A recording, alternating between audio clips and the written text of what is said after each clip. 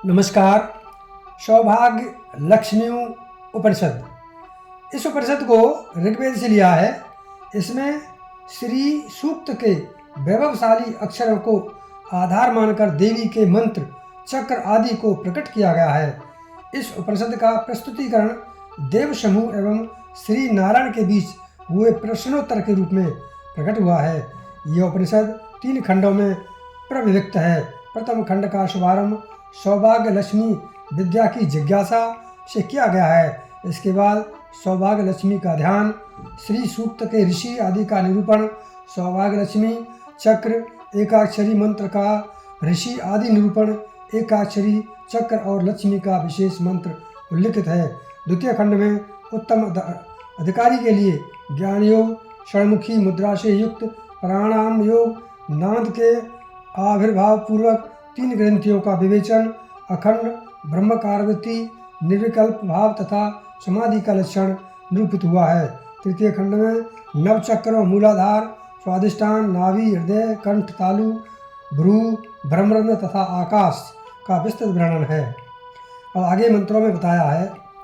प्रथम खंड के अंदर एक बार समस्त देवों ने भगवान नारायण के समक्ष उपस्थित होकर निवेदन किया, हे प्रभु, हम सभी के लिए सौभाग्य लक्ष्मी विद्या का उपदेश प्रदान करने की कृपा करें। भगवान नारायण ने कहा, हे देवो, ठीक है, अब आप सभी एकाग्र मन से स्थित होकर श्रवण करें। जो स्थूल, सूक्ष्म एवं कारण रूप तीनों अवस्थाओं से परे तुर्या स्वरूपा, साथ ही तुर्यातीत है, सर्वोत्कट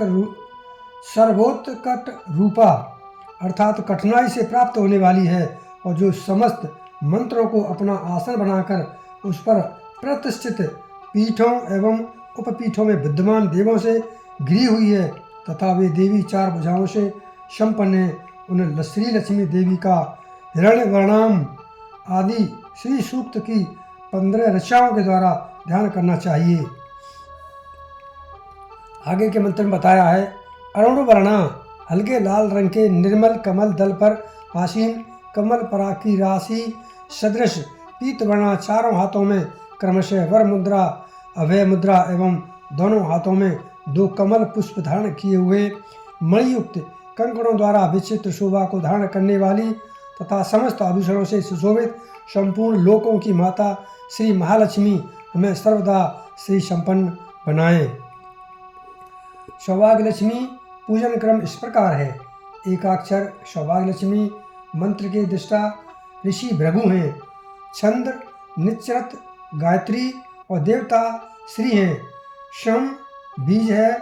श्राम आदि के द्वारा अंग न्यास की क्रिया संपन्न करें।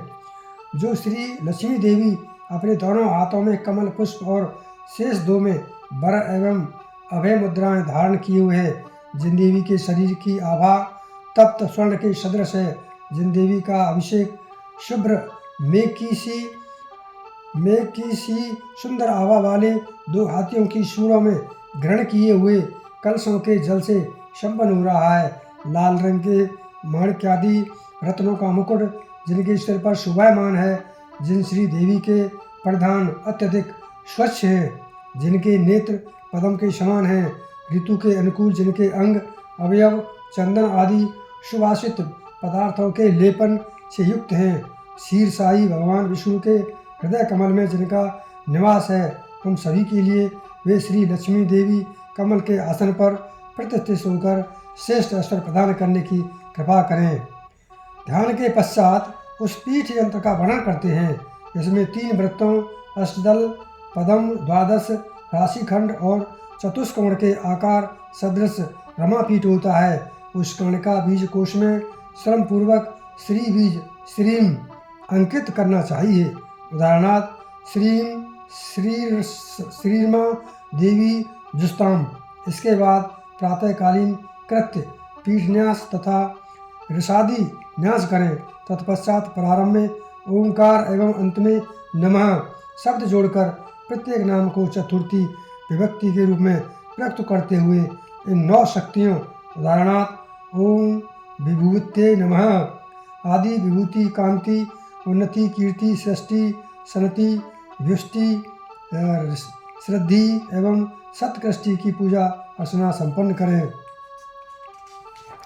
आगे बताया है, अब त्रिअक्षरी श्रीम ह्रीम श्रीम विद्या के पूजन क्रम का वर्णन किया जा रहा है।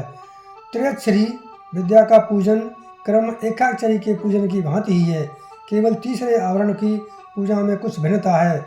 इस विद्या के प्रारंभ में ओंकार और अंत में नमः शब्द जोड़कर हर एक नाम का चतुर्थी विभक्ति के रूप में प्रयुक्त करते हुए श्री लक्ष्मी, वरदा, विष्णु पत्नी, वसुप्रदा, हिरण्यरूपा, स्वर्णमालिनी, रजत स्त्रजा, स्वर्णप्रभा, स्वर्णप्रकारा, पदवासिनी, यज्ञप्रिया, पद्महस्ता, चंद्रसूर्या, मुक्तालंकारा, बिल्वप्रिया, ईश्वरी, भुक्ति, मुक्ति, विभूति, श्रद्धि, समृद्धि, कृष्टि, पुष्टि, धनदा, धनेश्वरी, श्रद्धा, भोगिनी, भोगदा, सावित्री, धात्री एवं विधात्री आदि नाम मंत्रों द्वारा शक्ति की पूजा अर्चना संपन्न करें।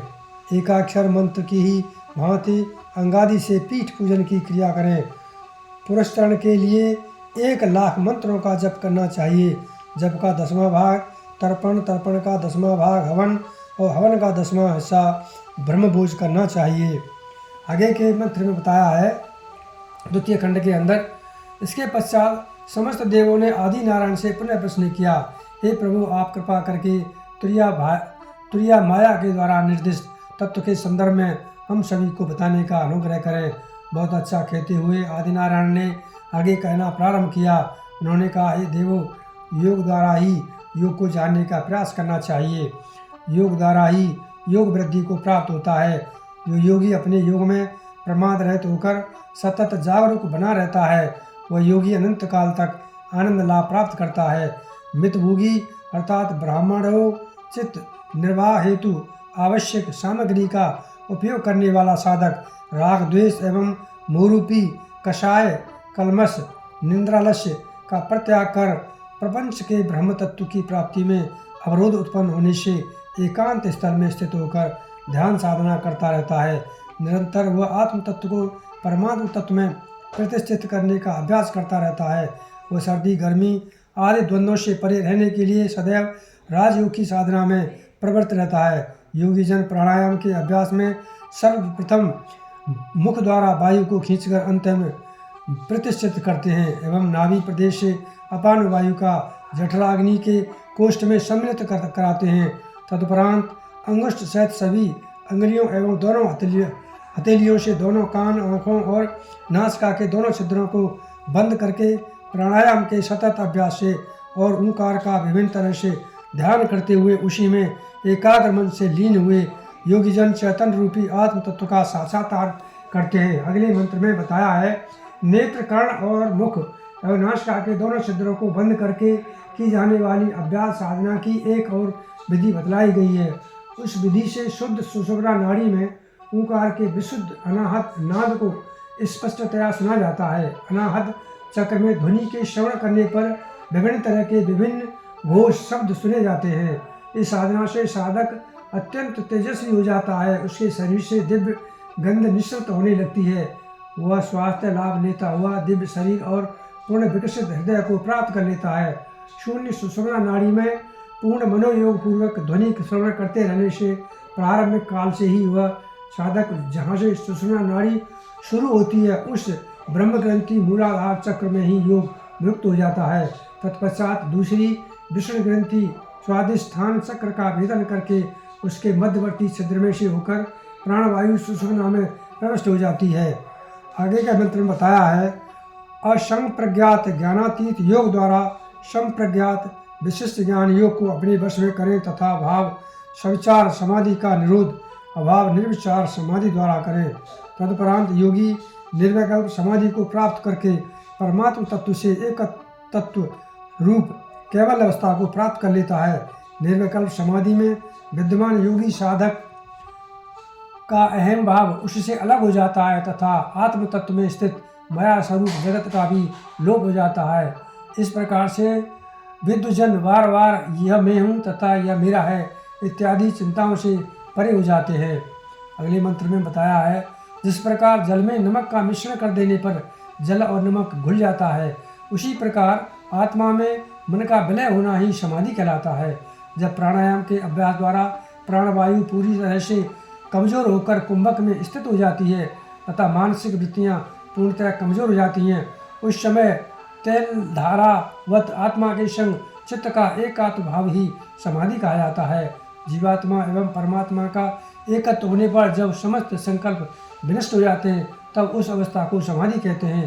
प्रवाह अर्थात सांसारिक बोध से रहित जिस स्थिति में मन एवं बुद्धि पूर्ण रूप में लीन हो जाते हैं, जिसमें कुछ भी आभास नहीं होता, सब शून्यवत ही प्रतीत होता है, वो भवर रोग के निवारण की स्थिति ही समाधि कहलाती है। शरीर के इधर उधर गतिशील रहने पर भी जीवात्मा जब निश्चल नित्य स्वयं प्रकाश रूप में विद्यमान रहता है तब वही समाधि अवस्था कहलाती है। उस योगी साधक का मन जहाँ जहाँ गमन करता है वहाँ वहाँ परम श्रेष्ठ पद की प्राप्ति होती है। उस योगी के लिए पर ब्रह्म सभी जगह समान रूप से अवस्थित रहता है। और तृतीय खंड में व्याख्या है, तदनंतर समस्त देवों ने भगवान आदि नारायण से पुनः प्रार्थना की, हे प्रभु, आप कृपा करके हम सभी के कल्याणार्थ नवचक्र विवेक के संदर्भ में बतलाने का अनुग्रह करें। बहुत अच्छा कहते हुए भगवान आदि नारायण ने देवों को समझाते हुए बोले, मूलाधार में ही ब्रह्मचक्र स्थित है। वह योनि के आकार में 3 घेरों के रूप में है। वहाँ पर कर्णिका बीज कोश के मूल में कुंडली महाशक्ति शयन करते हुए सर्प के आकार में विद्यमान है। तपती हुई अग्नि के रूप में उस शक्ति का तब तक चिंतन करना चाहिए जब तक वह जागृत अवस्था को प्राप्त न हो जाए। वहीं पर देवी त्रिपुरा का स्थान कामरूप नाम की पीठ स्थित है। उसकी उपासना द्वारा सभी तरह के भोगों को प्राप्त किया जा सकता है। इतना ही आधार यानी मूलाधार से युक्त प्रथम चक्र के संदर्भ में वर्णित है। आगे के मंत्र में बताया है, द्वितीय चक्र 6 दलों से युक्त स्वादिष्टान चक्र कहलाता है। उस सरदल कमल के कर्णिका पीठ में पृष्ठ में पश्चिम की ओर मुख करके मूंगे के अंकुर के सदृश लाल वर्ण युक्त शिवलिंग का चिंतन करें। वहाँ पर उड़याण पीठ स्थित है। उसकी उपासना द्वारा संपूर्ण विश्व को आकर्षित करने की सिद्धि प्राप्त होती है। तृतीय चक्र सर्प की भांति कुटिल आकार वाला एवं 5 घेरों से आवृत है। उसे नाभि चक्र कहते हैं। उस चक्र में करोड़ों बाल सूर्यों की सी कांति से युक्त और तड़ित के सदृश कोमल अंगों से युक्त कुंडलिनी महाशक्ति का ध्यान करना चाहिए।